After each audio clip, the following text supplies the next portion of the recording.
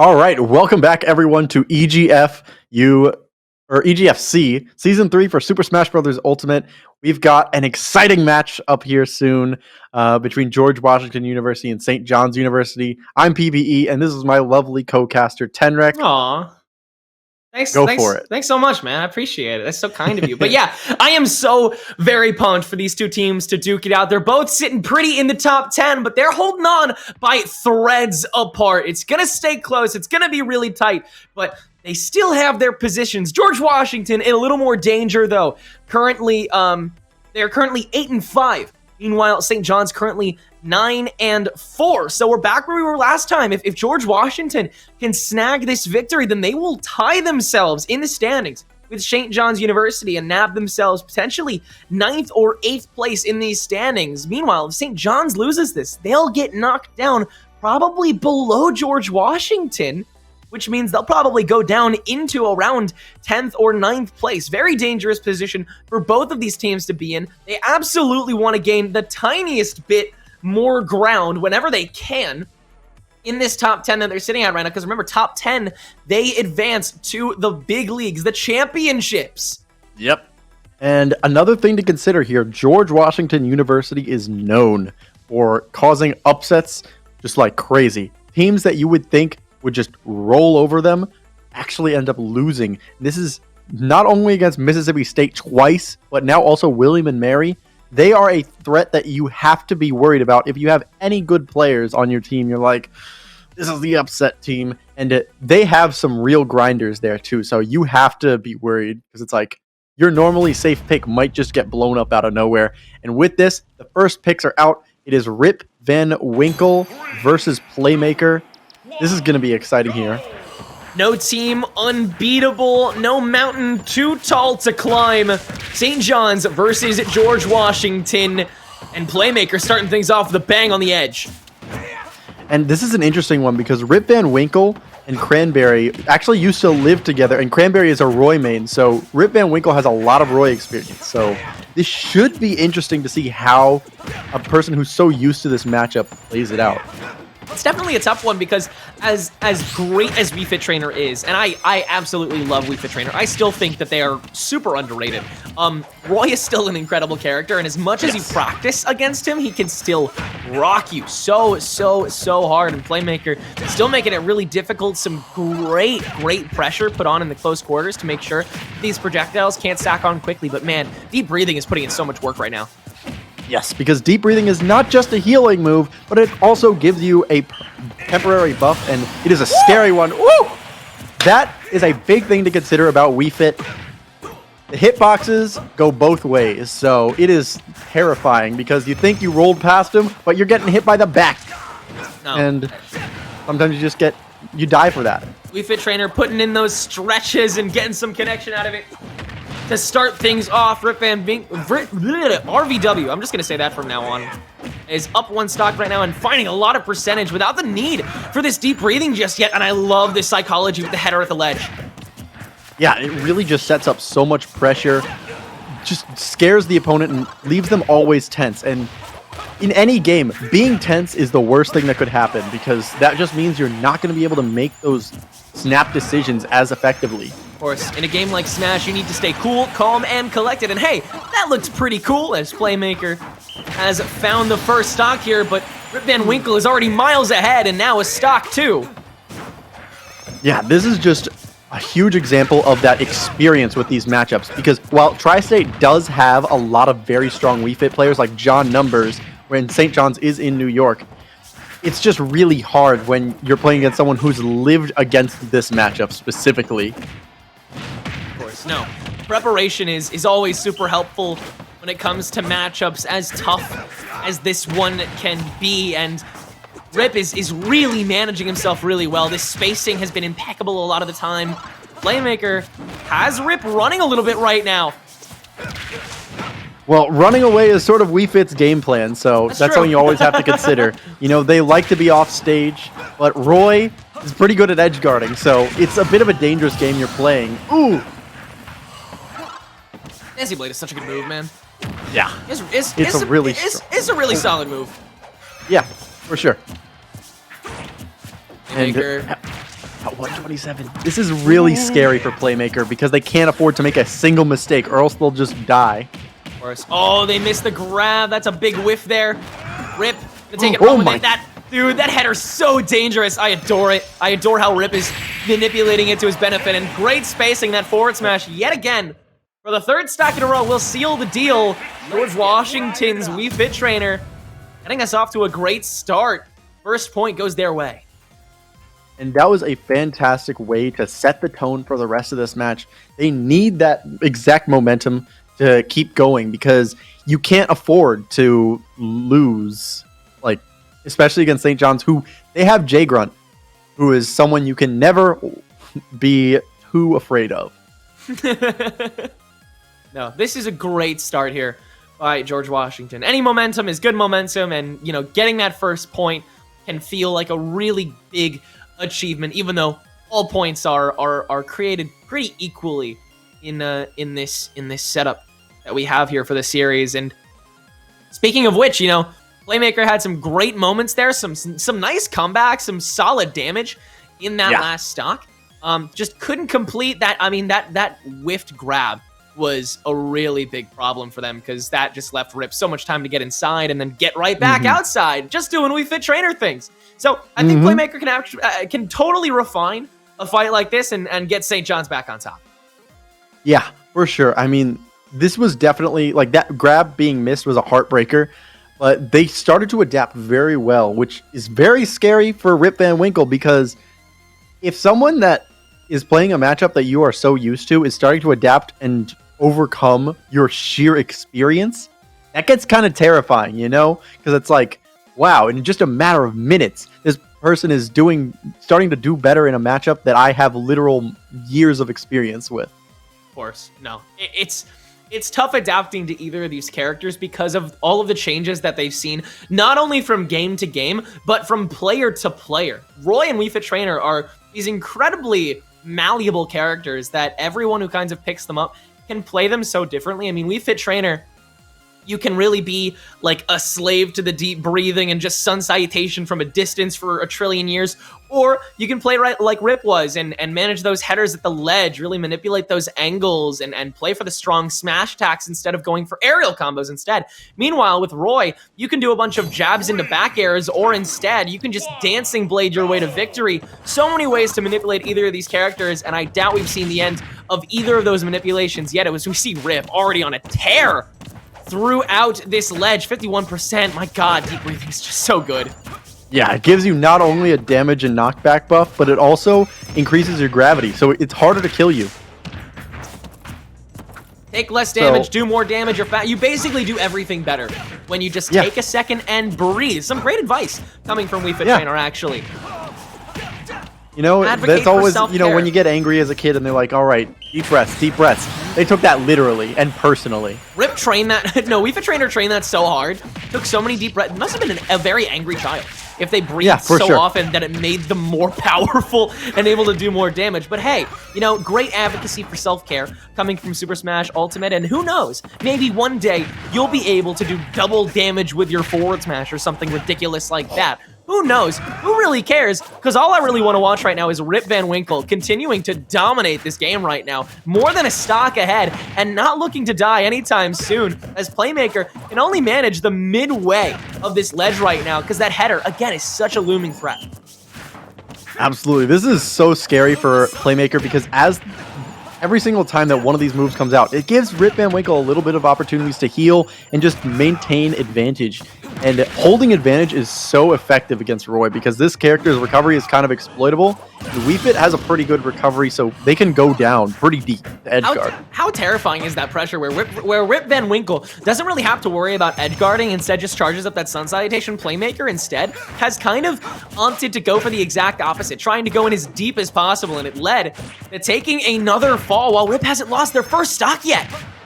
Yeah, this is really scary for Playmaker right now. You're looking at a potential 3 stock here. You do not want to let that happen. And one thing you especially don't want to let happen, don't touch their shield while they're facing away, because you'll get hit with a back air, which is not only their strongest out of shield option in terms of damage, but also their fastest. So, or instead of the Sun Salutation to the dome, that is a 3-stock victory coming from Rip Van Winkle for George Washington University, leading to a quick 6-0 lead coming out of set number 1. And that's huge. Taking that huge lead at the very start does mean that George Washington has built up a lead that's potentially able to overcome if St. John's wins this next set. And if George Washington wins this next set as well, that's at least a 10-point lead. And that is near insurmountable because of just all the momentum you get. It really lets your players relax a lot more. And just like we talked about at the very beginning of during that set of, tensing up is exactly what you don't want to happen. But when you're behind by quite a bit, that's exactly what it becomes the case right there.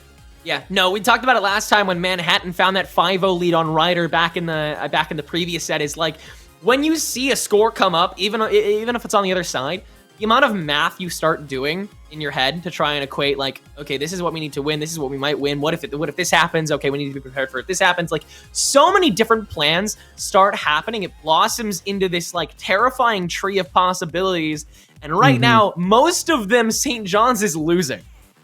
Yeah, this is looking terrifying, but we have yet to see the best player from St. John's, which is Jay Grunt. So Jay Grunt is definitely a person who could potentially completely turn this around.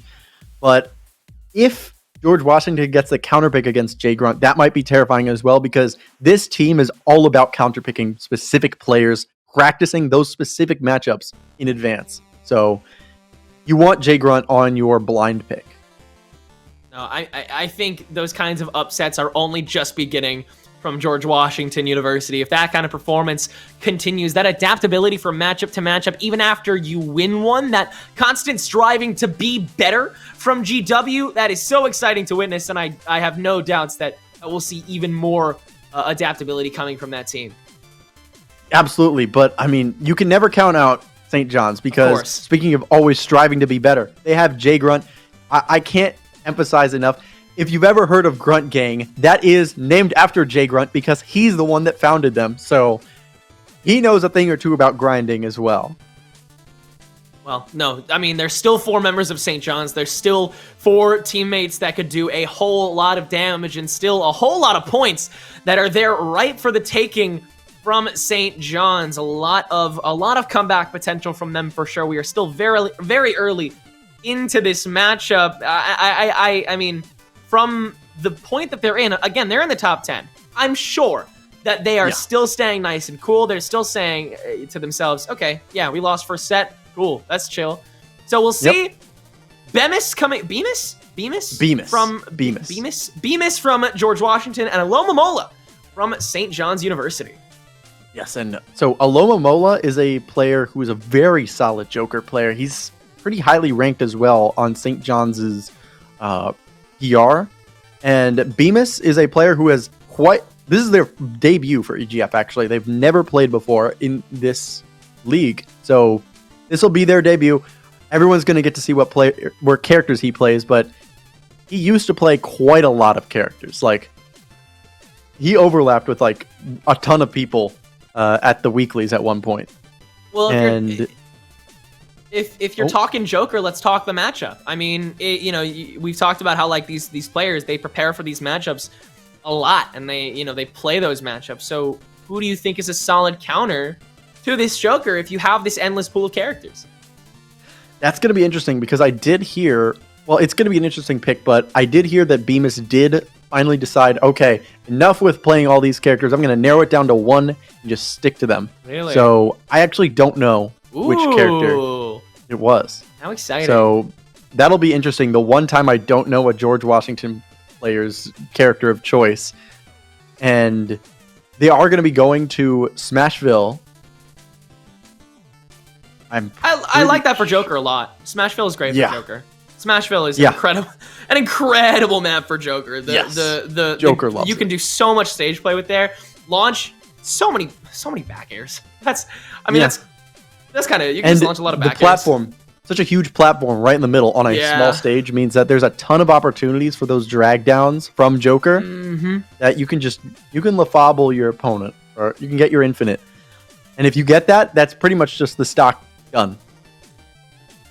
No, it's a lot of danger coming from Aloma Mola's Joker for sure, but I mean, we can only hope the Bemis is prepped for it. That's kind of their that's kind of the MO that we've seen from them so far. Is George Washington, they're armed and ready for whatever ends up facing them, and so this is still going to be nice and tight knit. Remember, both of these teams, they're playing to keep their spots in this top 10. Every win is one that absolutely counts, especially when it's against someone who is also going to be in contention. Yes, absolutely, because if St. John's wins this, then their position in top 10 is just made even safer. If George Washington wins this, then their position in top 10 is made even safer. But if George Washington loses this, they get automatically kicked out of top 10, while it's not quite the case for St. John's. So one of these teams has a bit more to lose, but Okay, it seems like Bemis is going for Me Brawler. Whoa. This is an interesting pick. And you don't get to see many Me's. No, this is a really cool pick. And I don't mind this matchup for Me Brawler, but he's got to get out of those dangerous situations first, and then he can do quite a bit of damage. But I don't mind this matchup. Yeah, for sure. I mean, also, this is a team that has multiple Me players. Projectile is a Me Gunner, and Bemis is a Me Brawler. They really just seem to love Me. Well, who doesn't love me? Yeah, exactly. Bemis, keep in time, but Arsene's on the way. He's got to keep watching this recovery. He's got to keep getting mixed up. You can only recover different ways for so long as Me Brawler. It's going to get stale really quickly. Absolutely, but speaking of recovery, that flip kick that Me Brawler has is fantastic as a recovery option, but not quite enough when you get hit by a Joker dash attack at ledge, but luckily, Arsene's mostly gone. Yeah, I mean, it's hard to get back to ledge when you're just getting tossed to the other one the second you get up off of it, but yeah, like you said, Arsene's gone, but I mean, Alomomola did 63 damage while he was still up. Yeah, it's really terrifying.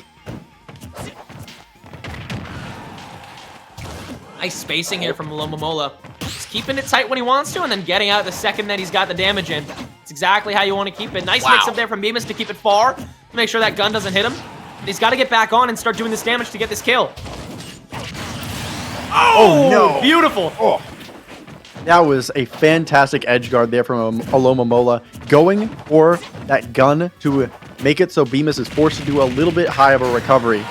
And luckily, though, for Bemis, he was able to get the side B. That side B of Me Brawler is actually, it scales depending on how much damage the opponent has, so it will multi-hit even more, depending on damage.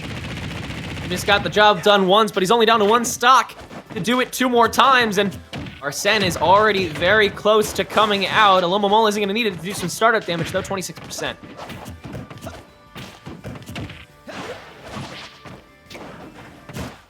Nice. Way to get out of that lock-in from Bemis, just using all the tools. But again, when you have to keep that airtime in order to get out of where you are in a disadvantaged state once, you'll just fall right back into another disadvantaged state, and that's keeping Bemis at about the same percent here. Nice jab to keep him off stage. Stalling out this Arsene, great idea. Yeah, that's definitely what you need to do against such a threatening position. Oh, but shield's getting pretty small. You can't afford to take any hits to the shield, because Arsene does a lot of damage in knockback, but also a lot of shield damage, too. Oh, that was almost the stock right there. They had the right idea. It was just a little late. 108. One more move will do it. That side B will do a lot. Not enough just yet. Alomomola.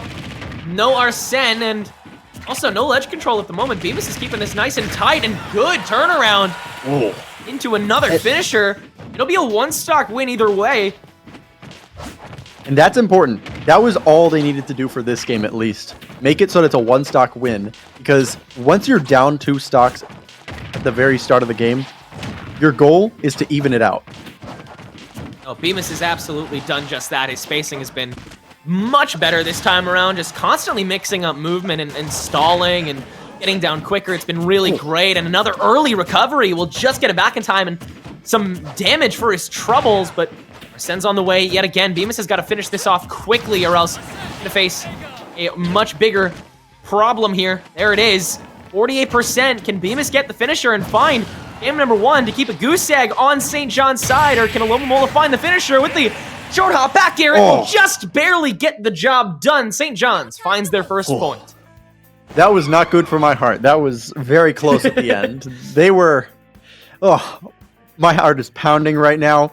Like, the fact that he was making so many adaptations at the end there is really scary for Alomomola, because that means that even though he lost the game, the momentum is on his side. Exactly. No, Bemis has all the power in the world right now. You can tell they changed what they were doing throughout that match so frequently. I mean, it was really a lot of great timing, a lot of great positioning, and a lot of great aerial domination, which we saw the Me Brawlers struggling with in that first stock, but it really picked up. Absolutely. And I mean, we also saw so much of that flip kick coming into use, because that flip kick is pretty much a copy of Zero Suit Samus's flip kick. And let me tell you, if you've played against Zero Suit Samus before, you know that flip kick is annoying at the very minimum. No, yeah, that down B is amazing for not only recovery, not only damage, just for kind of managing a lot of these fights that Bemis got thrown into. Because it was a lot of Alomomola sort of goading on the Mii Brawler into a fight, and then Bemis having to duke it out because they were forced to. But eventually, that sort of bait that was getting put out by Bemis got jaws of its own, and the fight was really starting to even itself out, even though it was Alomomola continuously engaging. Yes, and oh, that was a bad idea to not ban Yoshi's against Mii Brawler. This is Mii Brawler's best stage, because Mii Brawler sort of functions like Mario, and if you know anything about Mario, you know not to take that character to Yoshi's. This is going to be some bread and butter here for Bemis. Just some great ladder potential for this Joker, especially when Arsene comes online. There it is. It's funny, Alomomola's character it takes a lot of the weaknesses from Joker and rewards you for it, and then now Bemis, hopefully on Yoshi's story, is going to do the exact same thing, is going to be more powerful when it gains its weaknesses. And rings true for both ends, and so does the damage. This has gotten very close, even though this is Mii Brawler's best stage, because both of these players are pretty much neck and neck. And honestly, that's just an impressive part of Alomomola as a player. Being able to go even in a stage disadvantage, able to play it out very well. Oh my, great down smash. What a cover there from Bemis. Incredible read. Oh, and get the suplex. Gotta go for that every time. That's probably my favorite Mii Brawler move. I'm not gonna lie. It's such a fun move to watch, especially when it lands. It just for a couple like nanoseconds, the game just stops and you get to watch one lone Mii carry some Nintendo character to the ground and do a lot of damage with it. It is a sight to witness. And a big thing to consider about using that command grab in this matchup in particular is that because it's a command grab, it gets around the Rebel Guard, or the Makara Karn. So it will actually completely ignore the counter, which is huge. Damn. This is the best counter in the game that you're just ignoring. Oh yeah, no, one of the best down Bs in the game for sure. Rebel's Guard and the counter, both in turn are affected by the suplex quite negatively, but Bemis is still not dead here. This is incredible. Incredible maintenance from Bemis right now. That's a death. Oh, it's not. It's not. Wow, and that's going to be a ledge trump situation. There's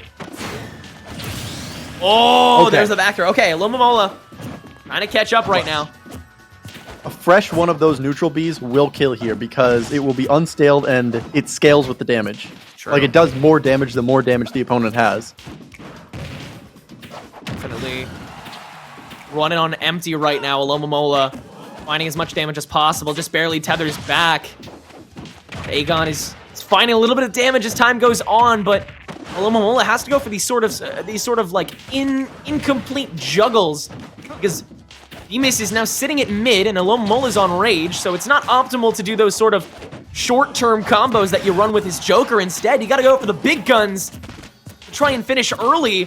This Arsene cycle is almost gone yet again. That would be catastrophic for Alomomola in the late game, but really keeping himself up, not taking any damage at the moment. Bemis is running up against a wall right now. Yeah, this is huge. Alomomola has just made so many adjustments, seeing, okay, this is how I'm going to get around this playstyle, and I don't want to... Whoa. Wow. That almost killed. Oh. Ooh, so smart to hold shield immediately once you get to ledge. And that's the exact same situation that Alomomola won the last stock in. This is terrifying for Bemis because Arsene is very fresh right now. And yeah, he's right here just in time for the new stock to start. Optimal cycling right now. Bemis couldn't have stalled on spawn for long, and Alomomola is finding so much damage now because of it. Arsene is halfway gone, already 43%, just with some solid aerial and gunplay right now. Trying to continuously zone out and make sure they don't die just yet. 160%. Bemis can find a finisher anytime, any place, but it's just not going to happen yet. This is terrifying right now for Bemis because Alomomola has this lead. Like, they've taken a lead after, like, it was in Bemis's favor, and now that it's... This is really tight. You gotta remember, if Alomomola takes this, then that's the set done. Bemis has to take this game in order to keep things even, but 107%, Alomomola one stock away from sealing this set away, and it will be a close one. And you know, GW, they'll still be up 2 points if Alomomola wins this right here, but they'd be much more comfortable taking another double along with them. Yeah, you definitely don't want to lose this because you still have to worry about the even scarier players. Of course. This isn't even the beginning for St. John's right now. This is just the appetizer. 11% so far. Arsene is halfway there. Alomomola has all the time in the world to play with right now and a lot of moves to use to get the finisher, including a drop down back air. That's going to finish off the set. Alomomola will make it a 4-6 game. Each team is taking a set. And that ending situation there was really scary because even though Alomomola was so far ahead, Bemis just needed one ladder combo to kill there because Mii Brawler functions kind of similarly to Mario in that you have an insane ladder combo that on Yoshi's is pretty much an instant kill. So you gotta always be careful of that. That up B is very powerful. It's not quite as powerful as Mario's in terms of distance, but it makes up for it in sheer knockback. Super dangerous that whole time, but Alomomola kept their cool, took both of those games, and was able to rally it back for St. John's at least one set's worth. Now we're headed into set 3, and I don't think we've even seen the best that either of these teams has to offer just yet, which is so exciting. Yeah, and speaking of best, another one of St. John's best players, Mr. L, is coming up next. Mr. L is a Pikachu main who is pretty well known, so that's terrifying. And then GW is bringing in they're bringing in Over, who is a Snake main. So these two are going to be going off. This is going to be a weird matchup. I know Mr. L. I've seen some of their game. I've seen some of his games. He's really an incredible player. One of the best Pikachus in NA for sure. Yes. But Snake is so good at trapping against Pikachu. Yeah. I mean, it's a really even matchup between the two. Mr. L is gonna have to like bob and weave through so much to even get a hit in. For sure. I mean, like, that's why one time Cola picked Snake specifically for ESAM, and it didn't quite work out because it was also on Lilat. And Cola is not very used to Lilat, but yeah, but it was definitely a concept that was worth considering. Yeah, I feel like as long as you don't go to Lilat, the matchup is in the conversation because Pikachu also kind of runs Lilat. Yeah, but I don't think Lilat's in rotation here, so I think we're safe from that. I think that Snake is gonna want to take it to. I want to say Smashville or Town. They're bringing in Battlefield. Okay, I get that. Yeah, I mean, it's a good starter for both sides, I suppose. Here's the thing is, like, Pikachu doesn't really care about what stage you're on because, I mean, on paper, Pikachu doesn't really feel like running in a lot of different stages. It's not like he's not exactly comfortable in a lot of them. And at the same time, Pikachu just runs games. Yeah, and also the most comfortable stages for Pikachu are generally Town and Final Destination, and both of those were the bans for George Washington. So that means that they had to sort of go for a different pick. One of the big things, though, is you don't want to go Smashville against Snake. That is a really good stage for Snake. It's true. Yeah. And let's see. Yeah, no. Battlefield is also a decent enough stage for Snake as well. So this could be scary because you might have accidentally given just exactly what Over wanted. Yeah, I think Over will be pretty comfortable here on Battlefield. I don't think that I think Pikachu. I think Mr. L is gonna try and stay in the middle as much as possible when it comes to this, just to avoid any solid up smash edge guarding and to try and pressure out a lot of nades on the platforms instead of on the ground of the stage to make sure Mr. L kind of has a clearer path to start attacking this Snake. But even so, it stays pretty tight-knit, and there's so much that Snake can throw at you at any point in time, and you can see Mr. L already having some trouble getting in, does find the attacks. As long as Mr. L stays relentless, then this matchup will stay really even, and Mr. L is quite relentless. And a big thing in this matchup as well is because Snake can generate those grenades on frame 1, you can break a combo for free, which is huge, because it's way better to take a grenade explosion than it is to take a full string of back airs from Pikachu. Exactly, yeah, no, hold a grenade anytime, avoid a string of Nair drag downs or back airs off ledge, and you're right back in this fight with a pretty even percentage lead to your name. But so far, Over hasn't really had the time to get out a grenade just because Mr. L has constantly been on Over from this ledge, and it's not over just yet. In fact, it is more Mr. L. Yeah, that was a very smart play, though, of using that Cypher a lot here. That was a fantastic spike. Grimy, from Mr. gross, L. disgusting. Yeah, that was really good. But a big part of this matchup as well is going to be that Cypher from Snake, because that has armor, and if you go high, that means that Pikachu cannot go for the Thunder against you. Mr. L still not gone just yet. Not going for too many grabs, knowing it'll result in a lot more grenade trades. Instead, just opting for aerials, opting for safety, and getting a lot of connection because of it. The up tilt will finally connect, and Over will take the first stock from this Pikachu. And honestly, even making it a one-stock game both times against Pikachu, or specifically against Mr. L, would already be doing his job very well here. But you still want to win. Of course. You still want to go for as much as you can, and for St. John's right now, that's a win. George Washington, they are still ahead of the pack right now. Oh, wow, that was fantastic. That was beautiful. It's so hard to edgeguard Snake because of how the armor works on that. Managing to spike is really difficult.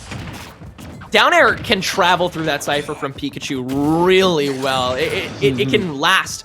That hitbox can last for a long time when it hits something. It is really surprising, comes out of nowhere, and can really stop a lot of this entry from Over, which is why we've seen them recovering high a lot more often, because it prevents the down air, and it also prevents more back air chains, but it doesn't prevent a jab lock from happening right on that stage. What? The Thunder from the top! What? What? Huh? So I think what happened... baby!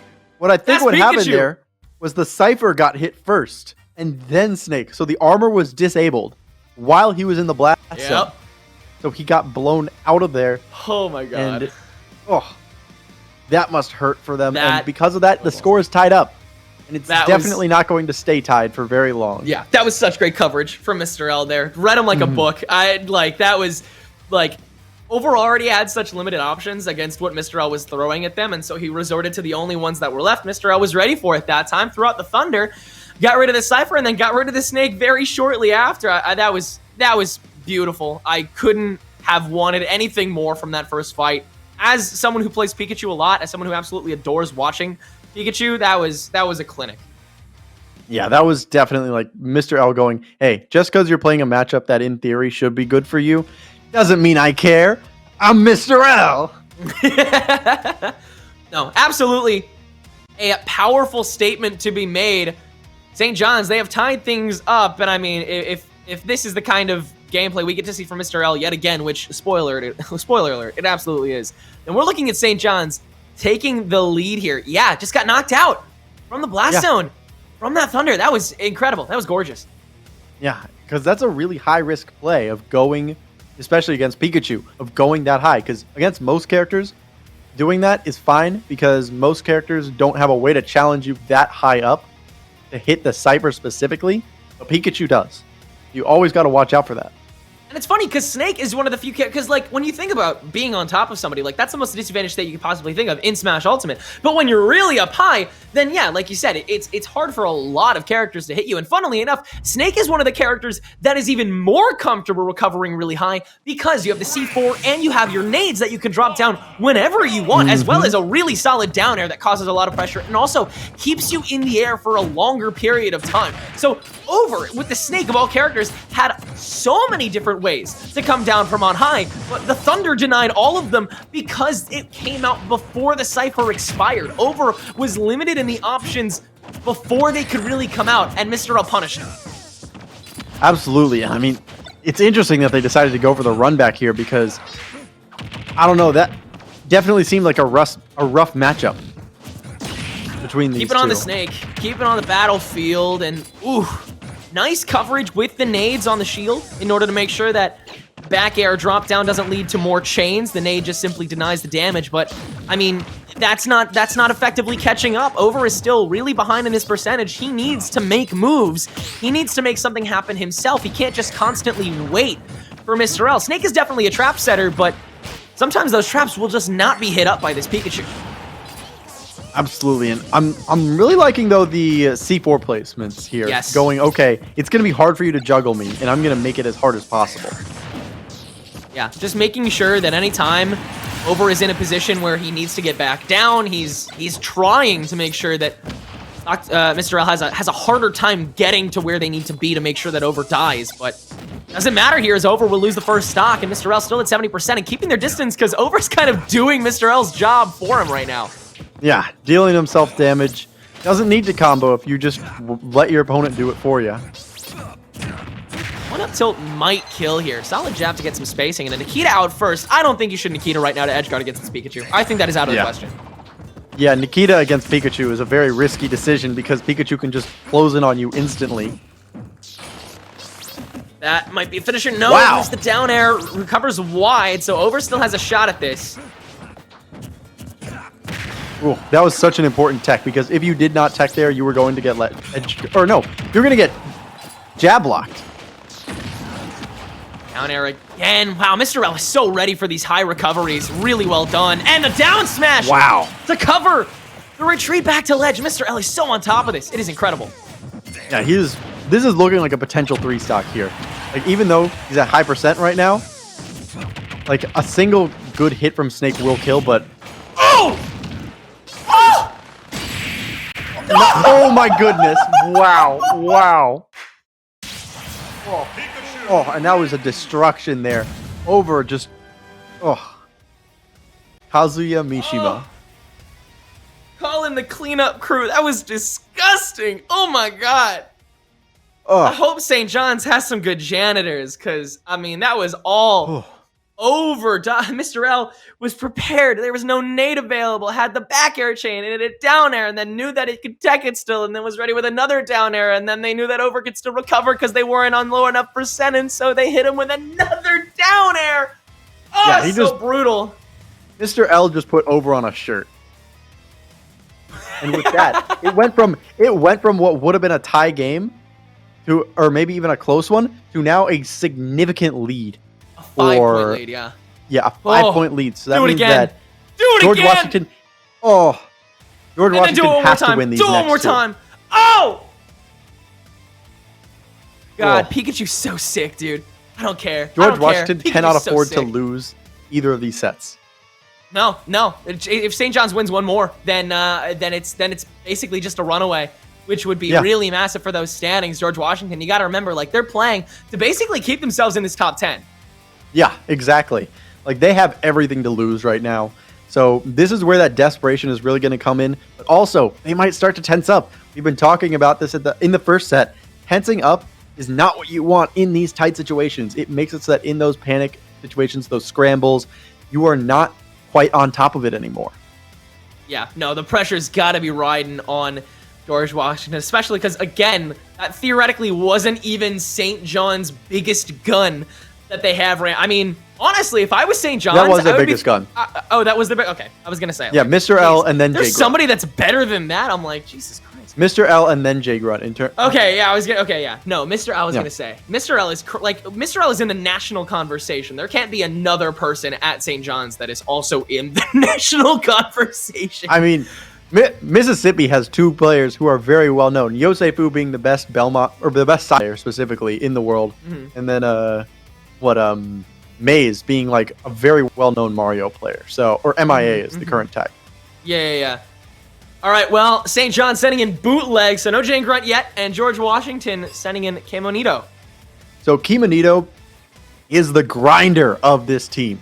He is the person that, he is like, nobody grinds as much as this guy. He talks to people from literally all around the world to practice matchups. Wow. I mean, that's exciting. That's really, and I understand why George Washington, they're at this brink. They're at this point where they're like, okay, I mean, we need to send in somebody huge. We need to send in somebody who can really put in just about anything under the sun to make sure that we don't lose this 4th set. And then we'll worry about the 5th one. We'll worry about that in a second. Being down 2-1, especially after a gigantic decimation like that from Mr. L, has got to ride on you really hard going into this next set. You have to play at your fullest at this point if you're George Washington, even have a prayer of walking into this 5th set with a chance. Yeah, this is like a do or die situation for Kimonito, and this is actually the perfect time to bring this player in. He's definitely someone who can change the momentum of a match on his own. And he played against William and Mary's player Outer Rim, who is their number 1, and played it to a 1-stock game both times. He's pretty solid. He's not even the best one at George Washington, but also the best players at George Washington might not be available right now because of midterms. It is their midterm season right now. That's true. No, we're at a stage where a lot of these schools are, they have students that are studying or back at home with their parents or out of town for spring break. So many roster changes that happen in this period of the season that can be so helpful for some teams and so crippling for others. George Washington, you've mentioned it over and over, even during a lot of these games that we've been talking about before, is that George Washington, a lot of these players are out of commission at the moment. They're running on fumes. Yeah. This is like their last chance. The one good thing though that Kimonito has is that he can stall a game out, which does potentially give the opportunity for an important player to come in at the last second. Well, we're taking it to Battlefield to start things off. I'm wondering whose choice that was between St. John's and George Washington. I'll check right now. It was, St. John's. St. John's. Okay, well, I understand why. Mr. L just tore up Battlefield 2 rounds in a row. They're clearly super comfy on it, and if one member of George Washington is enough, they're saying, hey, let's see how another member does. On Battlefield against another great player from us. Yeah, Bootleg is also on the St. John's University PR. Actually, so Alamomola. So the way that the PR works is their top 4 is Mr. L, J Grunt, EJJ, and Alamomola. Then after that is Bitco and Bootleg. And Bootleg is the current player right now. So they've got their number 6 player out right now. And that's going to be terrifying because number 6 at St. John's is still impressive because of how good this school is. Well, we're about to hop in to set number 4. St. John's, if they take this, it's a runaway, it's a dub. George Washington, again, they're fighting for their life, and they're fighting with someone who can absolutely do a lot of damage, deserves a lot of the ground that they're about to try and make up. Time will tell, as will the fight. And this is going to be an interesting matchup, Byleth versus Rosalina, because they both are sort of like distance-based characters, except Byleth is less of a keeping the distance and more of a commanding the space with the big hitboxes, while Rosalina is a very different case. You definitely want to stall the game out with this character. Very interesting matchups between these two characters. I don't know how the pace is actually going to wear out. I guess it depends on whose game they play. If it's Bootleg's game, then they play Byleth's game. If it's Kimonito's game, then they play Rose's game. But it can't be both at the same time. For sure, and this is going to be terrifying. And a good idea for Bootleg is to get rid of Luma as soon as possible, because Luma has multiple utilities here. Not just as a combo extender or as just a way to get hits in, but also a way to absorb a hit. You could tank one hit with Luma and just keep approaching, which is really effective. It's true. Luma can also help you get out of a lot of multi-hit moves that Byleth has to offer, which is one of Byleth's huge strengths. It's just kind of that get-out-of-jail-free card that Byleth normally has to take and run with so hard. Down smash can get you a lot of space for the moment, but that's just more time for Luma to come right back and get that same coverage that Kimonito has found a lot of strength in so far. Bootleg's still quite behind, and again, that landing, so much more dangerous against a character like Rosa. Ooh, and wow. Okay, so that's a very big thing in this matchup as well. that down B from Rosalina means that you can actually absorb the arrow because because it's a projectile. Yeah, and it's a slow one too. I mean, even if you down B the first one and it's a charged up neutral B from Byleth, you'll still be able to absorb it on that second one. As long as you time yourself right. It'll be close, but it'll be decisive and still get it out. And that Luma coverage is so awesome to watch. Just able to kind of manage a lot of damage for free here, Kiminito, but will get hit by the back air, and Bootleg has equalized yet again. Yeah, this is terrifying for Kiminito right now because Byleth hitting you even once is already just so much damage. True. Kiminito has to manage that spacing so effectively, so constantly as well. If they're too far away from that Luma when they're trying to ledge trap, then that's a lot of time wasted as the Luma kind of retreats back to mid, and you have to get a lot of control in the fight back. So Kiminito has to kind of vary between playing that ledge trapping game and then stalling if they slip up even a little bit, which you can kind of do against Byleth since a lot of those attacks come out slowly. But the second that Byleth gets inside, you better watch yourself. Yeah, absolutely. And we did also just see a perfect example of that second utility of Luma being like a free damage sponge so that you can just keep approaching or just keep attacking. And Luma's dead, so that means that for the next like 8 seconds, Kiminito has to play completely honest. Which means the next 8 seconds, Kiminito is going to try and play to Bootleg's weaknesses on that ledge as often as possible, and played it for long enough so Bootleg had to stay on that side the entire time that Luma was on that respawn. Act like it never left. Yeah, that's really just... Oh, that was so weird. That was so wonky. First time. Oh, and wow, barely making it back. Wow. That was like almost Byleth's death range, but 18% on the board. This is looking like a really good spot for Kiminito. Oh man, Luma's so dope. Oh my god, yeah. such a janky thing in this game, and Kiminito is using all of it to his advantage. It is really fun to watch, but Bootleg, solid ladder to get some space up and solid amount of damage here, but far cry from finding the 2 stocks. Right when Luma was just back, it immediately got killed. Bootleg still fighting for a lot of life here. St. John's, they have the advantage, but they need to win one more set in order to seal this deal. Bootleg a ways away from finding a way to win this first game in this 4th set. Kiminito continuously finding a semblance of domination. You can tell that they absolutely have grinded this. Yeah, they have well prepared for this matchup specifically, as they do with pretty much every matchup. It's terrifying to see his grind process. You never see Kiminito doing the same thing twice. They're always changing how they attack. They're changing when they attack. Sometimes they see an opportunity open. Sometimes they can do a little short hop nair out of shield, and sometimes they just don't to keep themselves unpredictable and find a potentially more advantaged position. I love these constant mix-ups. Oh, wow. Almost. Oh, wow. If Kiminito can take it to a 2-stock, then they make it a situation. Okay, never mind. But if it were 2-stock here, then that would have made it so that he just has to win one more game in a 1-stock situation to tie it up. But wow, a JV2, that's still pretty good, and that makes it a 7-11 situation 7-11. Here. Winning this situation or winning this set will make it pretty much just down to the last player for both teams. Oh yeah, no, winning even the second game, even by just 1 stock, will make it all down to who wins the 5th set, regardless of how much it's by, which is really, really helpful for George Washington. They just have to win the second game, keep this Byleth from finding any ground, unless Bootleg switches off, which I don't think they will, because, I mean, they had some solid merit. They definitely found their groove, but I think that this Rosa can still come out on top in this second game. It's going to be close, though. Yeah, this is definitely a slugfest of a match right now.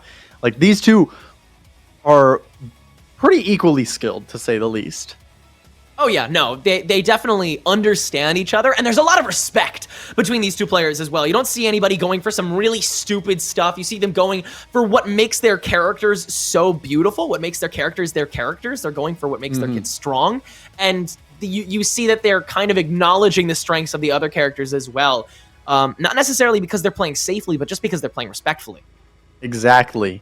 And I love that distinction between playing safe and playing respectfully, because playing safely and playing respectfully, like, sometimes you can play it too safe, but also playing respectfully is like, okay, you're cautious, but not overly so.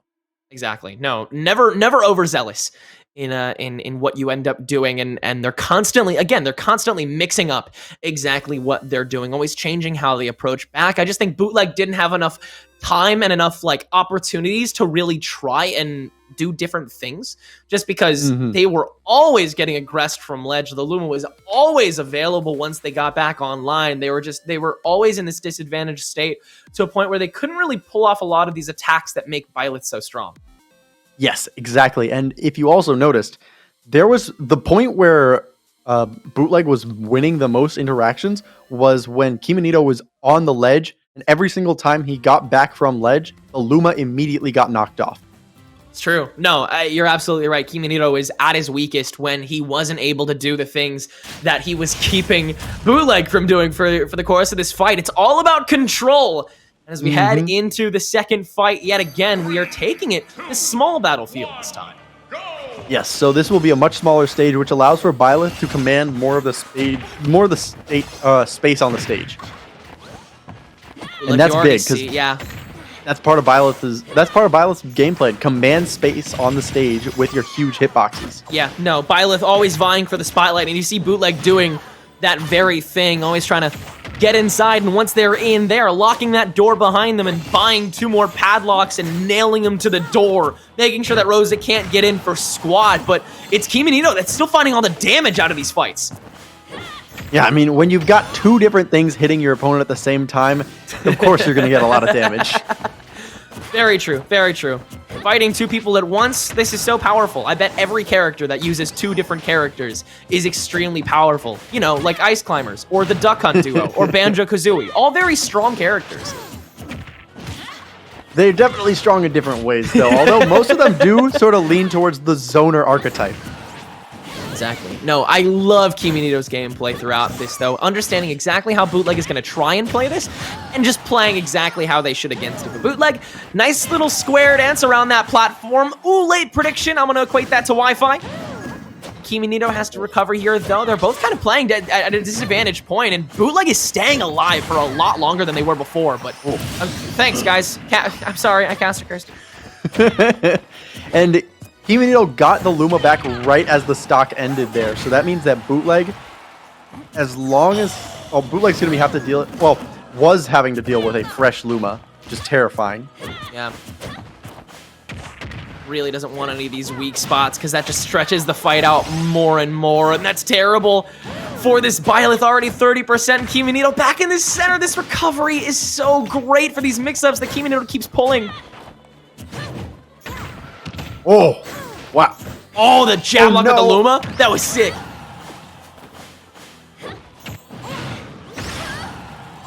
Oh my, how did that almost kill? What? Oh! How did that kill? What?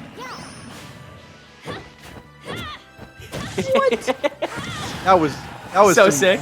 Nonsense. So sick, dude. So sick. All right, Kiminito. Now with 2 stocks, has the chance to make this a tie game. If he doesn't lose another stock here, Bootleg having such a tough mountain to climb, potentially giving Kiminito and George Washington the potential to bring the slate back to 0 after a terrific game from Mr. L. Kiminito pulling some solid strings and proving that there's still a lot of gas left in this tank for GW. Yeah, they still have a winning chance here, and that's all that matters. All you need is the fighting chance to really just show, okay, you can come in clutch. Kiminito putting everything into that Luma jab, getting punished with a down air for it, but he's got damage to burn right now. A lot of collateral that they can use, but Bootleg gonna try and take advantage of it, make sure that Kiminito does not get greedy. Almost finds the killing blow. These sour spots are so unfortunate, though, for Bootleg, just not finding that little raw extra power that you need to find the finisher against this Rosa. That up smash will do it, and it is at least a guaranteed lead for St. John's going into set number 5. And this is terrifying for Kiminito right now because that was a fantastic show of how Bootleg has gotten used to Kiminito's playstyle. A little scary. A little scary. Kiminito cannot afford to let this go to a game 3 because he might just lose if he does. Yeah, good chaining here from Bootleg to keep this fight alive. 126 though, and again, this ledge trapping so terrifying. Bootleg has to be used to this shielding outside of the Luma protection by this point, but he's just not. All he can do is try and go for a short hop back air, a short hop nair, and none of it is working. Yeah, that's gonna do it. He got too predictable outside of ledge, but it's just because he was coming back from ledge so many times. Yeah, and because of that, it's pretty much even. It's only a 1-point difference. It's down to these last players. And it's just a matter of who does George Washington have available and who does St. John's have available, because one of these teams is on spring break and the other one is in exam season. So neither of these teams are necessarily at their A game. Yeah, nobody is at their best. But this set is about to meet its peak regardless. The grand finale, whoever wins this set, regardless of how many stocks you take it by, even if some other guy 3 stocks you in one of the wins, if you take 2 games, you win for your team. Oh, man, this is just so stressful. It's terrifying. Kiminito really made a statement there, though. Some incredible mix-ups. And honestly, as close as those games looked, it always felt like Kiminito had control. Okay, so while it's not PokeBlue as their last player for George Washington, which would have been, judging by PokeBlue's sheer success in this league, a potential instant win, they do have one of their best players available right now, Hooks, an Incineroar player. And the last player for St. John's is EJJ. EJJ, if you noticed when I was talking about the PR, is the number 3 player at St. John's. So this is 2 very highly ranked players for both of these schools. Well, the Incineroar versus Diddy Kong matchup. How weird is a matchup is that, for sure? Definitely a strange one. Diddy Kong, all about agility, all about playing keep away. Those bananas in Incineroar, very slow but very powerful punches packed in. Again, it's going to be a lot of just like a waiting game between these 2 players, and whoever takes control of the game is going to try and hold on to it as long as they can. Yeah, this is going to be a matter of like who wants it more though, because like at this point when it's all the cards are down, there is no nonsense left. It's really just like there's like the previous 4 players for both teams may as well have not played, because it's literally just down to who wins this set. It is. Yeah. No. It's all about these last players in this best of 3. Whoever takes 2 games takes it all, takes that series. George Washington playing to stay in this top 10. St. John's playing to keep their lead going and, find that next level of the upper echelon, find their next point in the standings. That'll be their 10th win of this series, the same amount of wins as Marist and William and Mary. So definitely some really tough competition that they will be in the same breadth as. So both of these teams, they're playing for a lot, but George Washington, I think they are more desperate right now, because I mean, like we've said already, like if they lose this game, then they are very likely gonna get knocked off of this top 10, at least for the moment. Yes, exactly. So they have everything to lose and only stuff to gain. Meanwhile, St. John's, if they lose this one, they still have a bit of a cushion. But if they win this one, they're pretty much it's pretty much impossible for them to get kicked out of top 10. Yeah, no, St. John's, they're going to try and lock themselves in with this one. If they lose, it'll still be a bit of a scrappy fight here, as scrappy as this team battle has been, honestly. Yes, this has been so scrappy. Yeah, it's so scrappy, so brawly, so in your face, and I adore every second of it, but it's going to come to a close one way or another. EJJ versus Hooks. PBE, I gotta ask it, who is your money on? I honestly can't tell. Like, these are both such clutch players. Like, I could never count either of these players out. I've seen both of them play quite a few times. Ugh, it's terrifying to watch. And I've been on the receiving end of Hooks many times. Oh, it hurts. It hurts to play against Hooks. I'm just gonna be honest. All right, well, Hooks hurts to play against. EJJ, maybe he'll feel the burn for sure. It's tough. It's tough trying to figure out who wins this matchup, because both of these teams, all of these players, any of these I love this kind of league because any kind of character can pull off some really crazy, insane plays and come out clutch. Anybody from just about any neck of the woods, like every team has somebody that can really speak for themselves and make a statement. It is really incredible to watch because chemistry doesn't really play as much of a role as it needs to. You can have those really special players that can say something as long as most of your team can pull through, and you can stay comfortable. Yes, and I love that you mentioned that. Also, how in like a traditional crew battle format, just having one good player can sometimes just win you a crew battle. Meanwhile, in this format, you need more than one good player. Like, even if you have MK Leo on your team, for example, if everyone else on the team is bad, every score is just gonna be 8, and then the rest of the team is just gonna lose. Yeah, crew battle, I'll take an MK Leo and then 4 K9s. But for a team battle, I wouldn't say.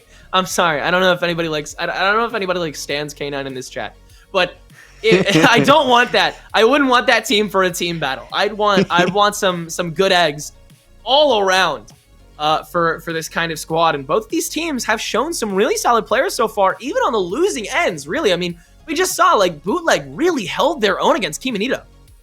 Yeah, he was like, even though it was obviously a very unfamiliar matchup for Bootleg, he was still holding his own and adapting very well. So St. John's is a team that has players who can adapt. And here we go. The final set has started Sussy for Baka? George Washington versus St. John's. Sussy Baka? He likey. He likey Sussy Baka. Okay, so this is a button check right now. Excuse us. Yeah, let him know hooks. Style on him. Hey, you get a little demo for what you're showing. Hey, EJJ, don't show off too much, buddy. Don't show off what you can do too much. Wait, is this a button check? Is this a button check? I feel like they're not button checking. Oh, okay, yeah. Okay. Okay, all right, they're button checking. Okay, yeah, cool. I was like, why is he getting edge guarded in a button check? All right, I was gonna say, yeah, EJJ is like try-harding really early into this button check. Can we cast it? Yeah. I'm like, wow, I've never seen someone get edge guarded in a button check This before. button check goes dummy, damn. All right, well, yeah, we've seen it. Hooks is gonna drag out the instant. EJJ gonna bring out the Diddy. No loose ends here. No surprises. Everybody's playing what they're comfy with, what they're capable with, and they're gonna play their best with them. Yeah, and with a stage like Smashville that's very small, this could go either way, because Smashville for Incineroar, that means that there's as little room to get away from this character as possible, and that's what you want as a grappler. But also as Diddy Kong, you definitely want to get away from Diddy Kong as well. So who knows? Of course, no, it's hard because Diddy Kong, it doesn't really matter what stage they step on, they turn it into their personal jungle gym. But it's great when there's a little less space that you can turn into that jungle gym. But regardless, that banana is useful just about anywhere, because with less stage, there's less time for you to dodge a projectile coming your way. With a projectile as powerful as that banana peel, it can be really tough to fight this Diddy.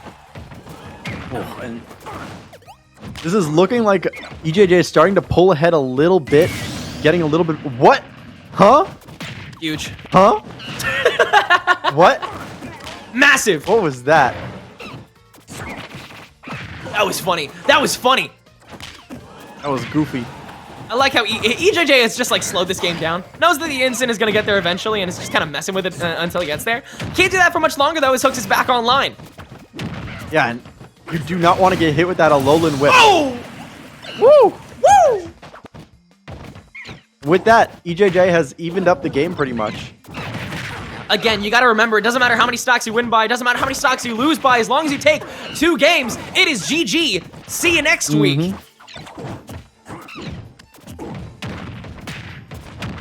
Nice aerial control. This is really down to whoever can get their game plan to work for. Oh, what? Monkey Flip that was so beats? Cool! That was so I didn't cool! know Monkey Flip beat Alolan Whip. What? I didn't know Monkey Flip could be reset by the banana on the slip back. That was so dope. Oh my god, these conversions by EJJ are so cool. And just, oh my god, the ledge trapping. The ledge trapping! He keeps going for neutral getup, and he keeps getting hit by the banana. It's funny, because it's like you see a normal banana peel in real life. It's like, you see it, You're like, I'm not gonna step on this. I see it right in front of me. And then you get up and you still slip on it anyways because it's a banana peel. It's like you're destined to step on it if you're there. This is a 2D game, Incineroar. Get with the program.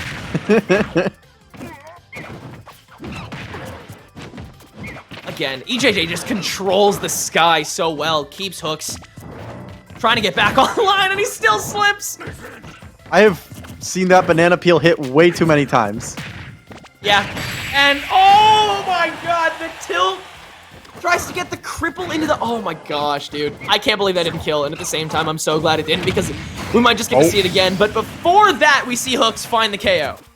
And this is even stocks, and with Incineroar, anything could honestly happen. That's true. You could revenge once and find yourself back even.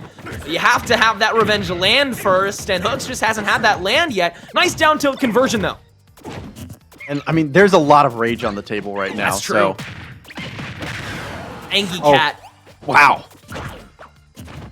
Oh, boy. You can tell Hooks is really scared right now. He's playing too high, though. He needs to stay on this ground more often. That's where he's strongest. Good whip to get out. Banana Peel controls the edge even when Hooks is the one edge guarding. 74 here, and the up smash on the air dodge back in. EJJ finds game number 1. But, that was so close there at the end. That was really close, that was a single Alolan whip away.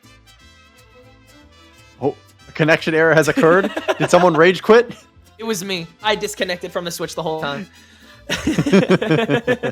Well, I mean, regardless of who DC'd, we're going to have to see them play one more time, if not 2, because, I mean, I want to see that again. That was such a fun game to watch. 2 worlds collided there, and both players really showed some merit, but EJJ had it a little more often, even after that unfortunate DC. Or SD. Yeah. One of them. It seems that someone yanked something on the George Washington side. I just see the phrase, oh, yikes, he yanked it. So that's either the Ethernet cable or the controller. Hey, yo.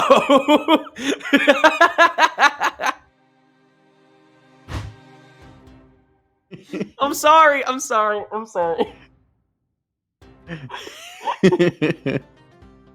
fine. I'm good.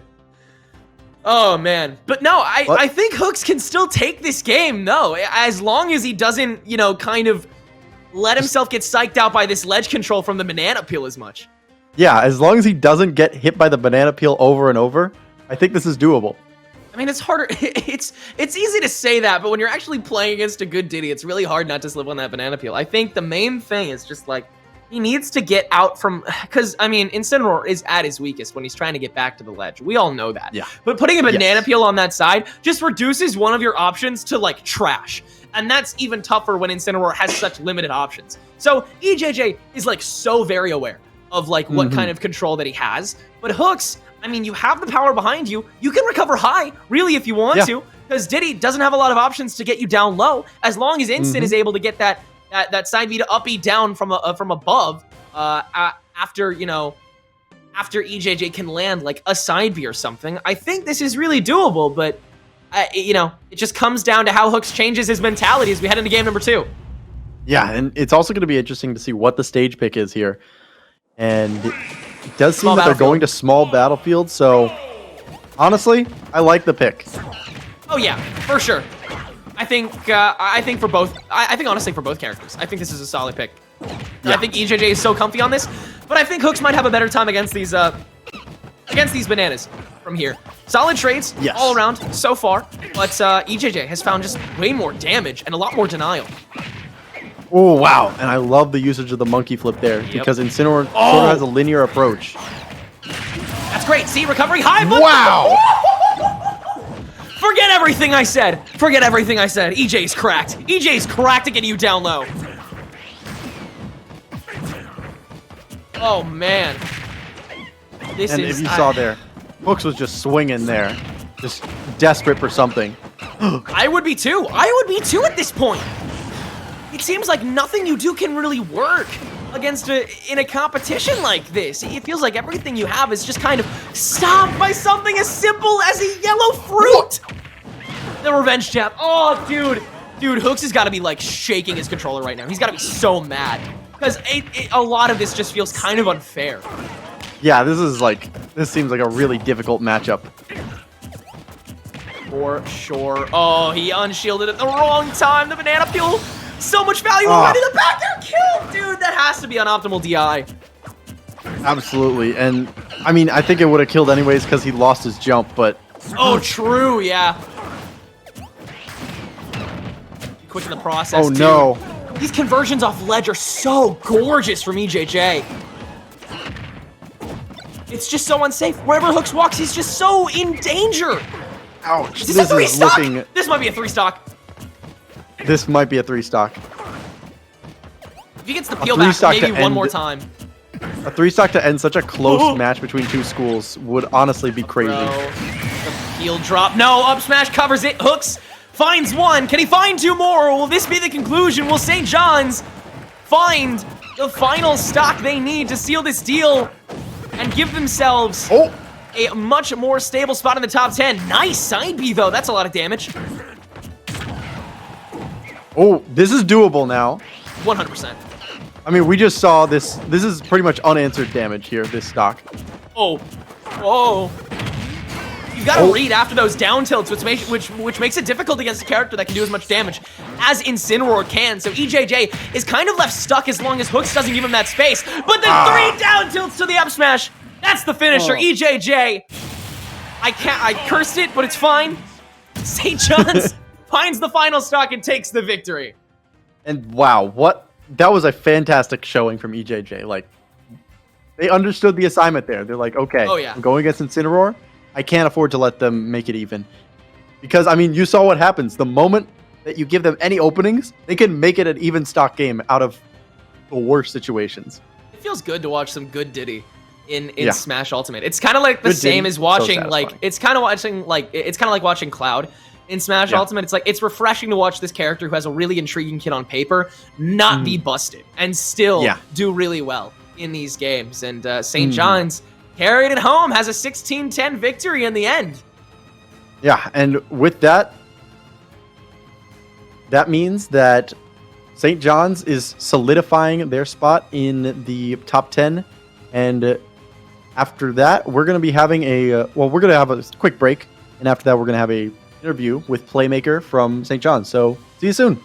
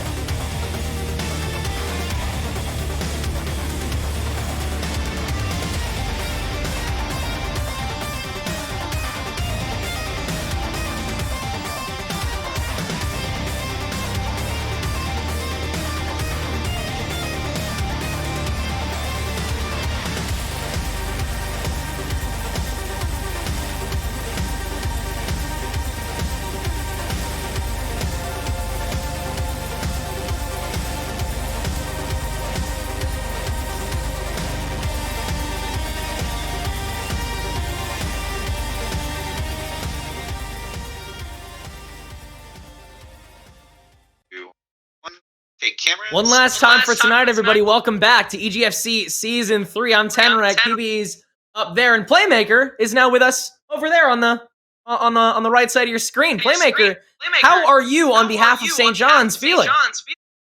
I think I speak for all of my team. We feel very good about our win today.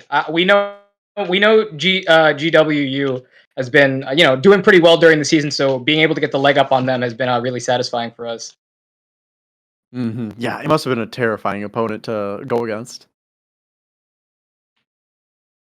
Definitely tough. Definitely tough. It was kind of looming on the. Yeah. Well, going into those matchups, you definitely had some really dominant victories, but also some really heartbreaking losses. I mean, in this sort of midpoint to these semesters, it's kind of, you have these unpredictable rosters that you're kind of walking into. You may not know you may not know who you're playing, and sometimes those players may not be either who you run with or who you expect to play against. How does your roster, which is ever changing as much as these other schools' teams are, at a point like this with midterms and spring break, how is everybody adapting, do you think?